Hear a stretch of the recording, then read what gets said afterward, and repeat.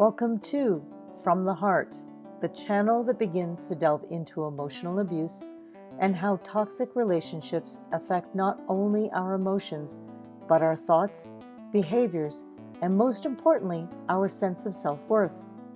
Here, we'll discuss how and why we end up in toxic relationships and understand how we can make decisions that are right for us.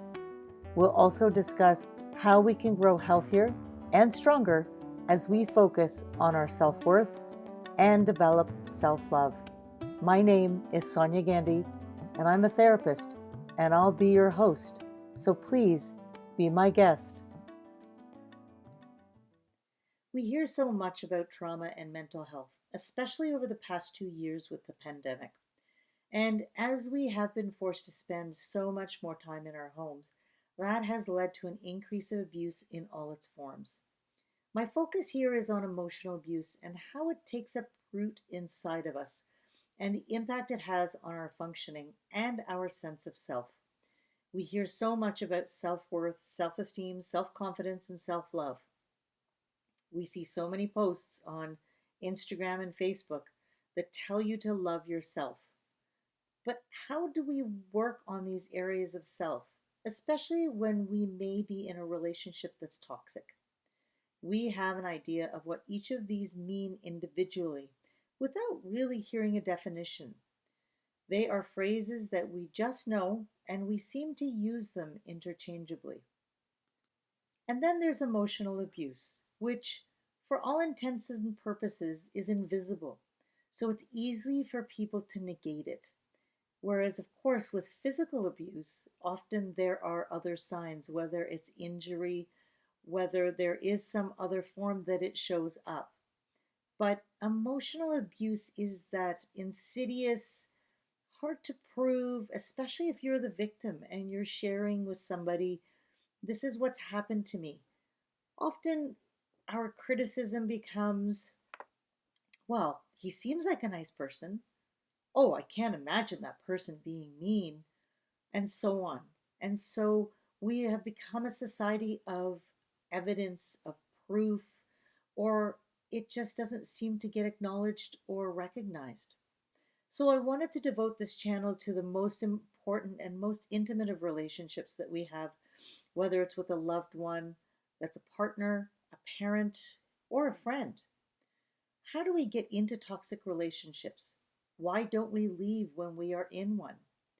What does it do to our identity? And so many other questions will be my focus. My hope is that the content will help anyone who comes to this channel, whether you are a mother, a single parent, a grandparent, married, divorced, whether you can relate to these in your work or your personal life. As humans, we are very complex, which differentiates us from all of the other animals and living creatures on this earth. We are also prone to so many experiences, both positive and negative, joyful and painful. Our experiences in life from a very young age shape our concept of ourselves, and in some cases, stall our sense of self-worth, self-esteem, and self-love. If I were to ask you, how do you make a cake? Most of us would be able to say, well, this is how you do it. And you might even say that you Googled it.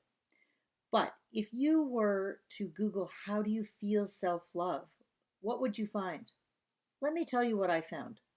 Many lists, such as a 7-step, 5 ways to, 13 habits of self-love every woman should adopt.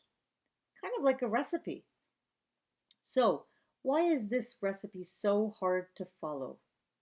What I discovered as I support my clients with feelings of self-worth, self-compassion, and all of the self-words is that for each person, it's different.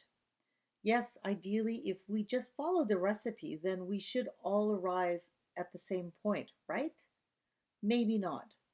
So join me as we delve into all aspects of toxic relationships and the self phrases. What are the ingredients we need to begin to follow this recipe to feeling joy, love, calm, and peace? I'd like to invite you on the journey and hit subscribe, like, share, whatever you feel that will be helpful, whether it's to yourself or to somebody else. I invite the opportunity to come on this journey and let's do some exploring, asking some questions, and maybe do a little bit of work on healing. Take care.